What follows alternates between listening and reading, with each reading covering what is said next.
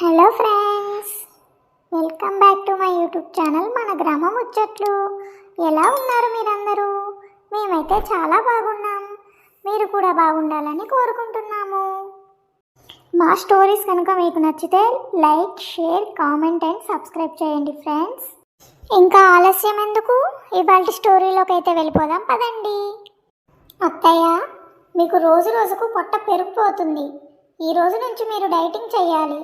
ఉదయాన్నే కీరదోసకాయలు, సాయంత్రం రాగి జావ తాగాలి, అంతే. ఏమే కోడలా, ఆ కీరదోసకాయలు గేదెలకు వేసే గడ్డిలా ఉంటాయి. నేను రాగి జావ తాగితే నా కడుపులో ఉన్న పాతకాలపు జ్ఞాపకాలన్నీ కరిగి ఆవిరైపోతాయి. నాకు డైటింగ్ వద్దు, నా జీవితమే ముద్దు. అసలే నీ వంట రుచి చూశాక నాకు ఆకలి కూడా చచ్చిపోతుంది, ఇక డైటింగ్ కూడానా? నా వంట రుచి చూడడం లేదు అత్తయ్య, మీరు మా అమ్మ వంటతో పోల్చి తిడుతున్నారు. కీరదోసకాయ తింటే అన్నం పెరుగుతుంది అంటే మీరు డైటింగ్ చేస్తే ఊరి వాళ్ళందరూ మిమ్మల్ని మిస్ పల్లెటూరు అంటారు. అందమా, నా వయసులో నేను కారం తింటేనే మొహం ఎర్రగా ఉండేది. ఇప్పుడు నీ డైటింగ్ కీరదోస తింటే నేను పచ్చగా మారిపోయి ఆకుకూరలా కనిపిస్తాను. ఆ పైన నీకు పసందైన ఆవకాయ పచ్చడి ఉంటే అది చూసి నా కడుపులో ఆకలి కొక్కరొక్కో అని అరుస్తుంది. నువ్వు ఈ కీరదోస ఇచ్చి నన్ను గడ్డి తినే గొర్రెలా మార్చాలనుకుంటున్నావా? అత్తయ్య, మీరు ఆవకాయ తింటే కడుపులో మంట అని రాత్రికి గ్యాస్ మాత్రలు వేసుకుంటారు కదా, ఆ మాత్రలు వేసుకునే బదులు ఈ కీరదోస తింటే సరిపోతుంది. కనీసం ఆ టాబ్లెట్ కంపెనీ వాడు కూడా మీకు థ్యాంక్స్ చెప్తాడు. సరే, డైటింగ్ వద్దంటే వద్దు, కనీసం పొద్దున్నే ఒక అరగంట నడవండి, నేను వస్తాను మీతో పాటు. నడవడమా? నేను 10 ఏళ్ల క్రితమే నడక మానేసి మన ఇంటి గేదె మీద ఊరంతా తిరుగుతున్నాను. నేను నడిస్తే ఊరిలో ఉన్న రోడ్లు అన్నీ అరిగిపోతాయి. పల్లెటూరులో పుట్టిన వాళ్ళు నడిస్తే అది కష్టం, అదే గేదె మీద తిరిగితే అది ప్రస్థానం. అమ్మో అత్తయ్య, మీరు గేదె మీద తిరిగితే ఊరి వాళ్ళు అత్తయ్య గేదె ఎక్స్ప్రెస్ అని పేరు పెడతారు. ఆ ఎక్స్ప్రెస్కి టికెట్ రేటు ఎంత అత్తయ్య? టికెట్ రేటు నా ఆశీర్వాదాలు. సరే, నువ్వు ఇందాకటి నుంచి చెప్తున్నావు కాబట్టి నీకోసం ఈ రోజుకి ఒక్క కీరదోస తింటాను. కానీ గమనించు, అది తిన్నాక నా కడుపులో మళ్ళీ ఆకలి వేస్తే ఆ కీరదోసని వదిలేసి నీ ఫోన్కే ఉప్పు రాసి మింగేస్తాను. అత్తయ్య, నా ఫోన్కి ఉప్పు రాస్తే ఆ ఫోన్ మళ్ళీ ఆన్ అవ్వదు, కానీ నీకు కీరదోస రుచి మాత్రం బాగా తెలుస్తుంది. పదా వెళ్దాం, డైటింగ్ స్టార్ట్ చేద్దాం. గంట సేపటి తర్వాత అత్త కోడళ్ళు ఇద్దరూ ఇంటికి వెళ్తారు. వెళ్ళిన తర్వాత అత్త 10 కీరదోసకాయలు తిని కడుపు పట్టుకొని నీరసంగా కూర్చుంటుంది. ఏమే కోడలా, ఆ కీరదోస తిన్నప్పటి నుంచి నా కడుపులో ఏదో గుడగుడా అని శబ్దాలు వస్తున్నాయి. ఇది డైటింగ్ ఎఫెక్టా లేక లోపల ఏదైనా యుద్ధం జరుగుతుందా? నాకైతే ఇప్పుడు ఏదైనా బిర్యానీ కనిపించని దాన్ని పచ్చిగా నమలేయాలనిపిస్తుంది. అత్తయ్య, అది కీరదోస ఎఫెక్ట్ కాదు, మీ ఆకలి ఎఫెక్ట్. డైటింగ్ మొదలుపెట్టిన మరుక్షణం నుంచే ఆకలి పీక్స్కి వెళ్తుంది. మీరు ఇలాగే చేస్తే ఈ కీరదోసల కోసం ఊరిలో ఉన్న దోసకాయలన్నీ అయిపోతాయి. ఏమే కోడలా, పక్క ఇంట్లో పప్పు ఉడుకుతుంది, దాని వాసన నా ముక్కుకు తగులుతుంది.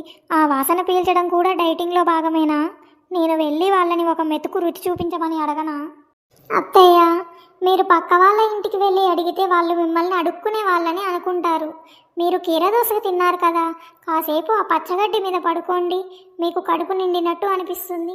ఏమే కోడలా, నేను కీరదోస తిని గడ్డి మీద పడుకుంటే గేదెలు వచ్చి నన్ను కూడా గడ్డి అనుకొని తింటే నా పరిస్థితి ఏంటి? నాకేం వద్దు, ఆ పప్పుచారు వాసన పీల్చడమే నా డైటింగ్. ఏమే, నా కాళ్ళు నా మాట వినట్లేదు, ఆ వాసన వైపు వెళుతున్నాయి. కోడలా, నన్ను ఆపు, నా కడుపులో ఆకలి సింహంలా గర్జిస్తుంది. అత్తయ్య, మీ ఆకలి గర్జిస్తే పక్క ఊరి వాళ్ళు కూడా వణికిపోతారు. ఆగండి, ఇక్కడ కొంచెం గంజి ఉంది, అది తాగి కడుపు నింపుకోండి. గంజా? అది కూడా డైటింగ్లో భాగమేనా? అది తాగితే నా కడుపులో గంజి ఊరేగుతుంది తప్ప ఆకలి చావదు. ఒక పని చేయకోడలా, నన్ను ఈ డైటింగ్ నుంచి తప్పించుకోనివ్వు. నేను మళ్ళీ పాత ఆవకాయ అన్నం తింటాను. కడుపు మంట వచ్చినా పర్లేదు, కానీ ఈ కడుపు కాలిని భరించలేను. సరే అత్తయ్య, మీ డైటింగ్ కదా ఇక్కడితో క్లోజ్. రేపటి నుంచి పాత పద్ధతే, కానీ ఒక కండిషన్. ఈరోజు తిన్న కీరదోసల డబ్బులు మాత్రం మీ అప్పుల చిట్టాలో రాసేయండి. అప్పుల చిట్టా ఏంటి? నా కడుపులో డైటింగ్ కోసం పడ్డ కష్టం అంతా నా త్యాగం. అమ్మయ్య, ఏమై కోడలా, ఆ కీరదోసలు తిని నా కడుపులో పడ్డ శూన్యం అంతా ఈ ఆవకాయతో మాయమైపోయింది. ఆవకాయ అంటే పచ్చడి కాదు, అది పల్లెటూరి ప్రాణవాయువు. కీరదోస తింటే నీరసం, ఆవకాయ తింటే ఆవేశం. ఇప్పుడు చూడు నాలో ఎంత ఎనర్జీ ఉందో. అత్తయ్య, ఆ ఎనర్జీ కడుపులో మంట రూపంలో త్వరలోనే బయటపడుతుంది. మీరు ఆవకాయని ప్రాణవాయువు అంటున్నారు, కానీ దాన్ని తిన్న తర్వాత మీ నోటి నుంచి వచ్చే గాలికి ఆ పక్కనే ఉన్న మల్లెపూల చెట్టు కూడా వాడిపోతుంది. మీరు తినేది పచ్చడి కాదు, ప్రళయం. ప్రళయం అంట. నీకు పచ్చడి రుచి తెలీదు. అసలు ఆవకాయ లేని భోజనం వర్షం లేని మేఘం లాంటిది. నేను ఈరోజు ఆవకాయతో పాటు ఇంకో కొత్త ఎక్స్పెరిమెంట్ చేస్తున్నా. అదేంటో తెలుసా? ఏంటది అత్తయ్య? మళ్ళీ ఆ చింతపండు ఉప్పు కలిపి ఏదైనా వింత పచ్చడి చేస్తున్నారా? మీ ప్రయోగాలు చూస్తుంటే నాకు భయం వేస్తుంది.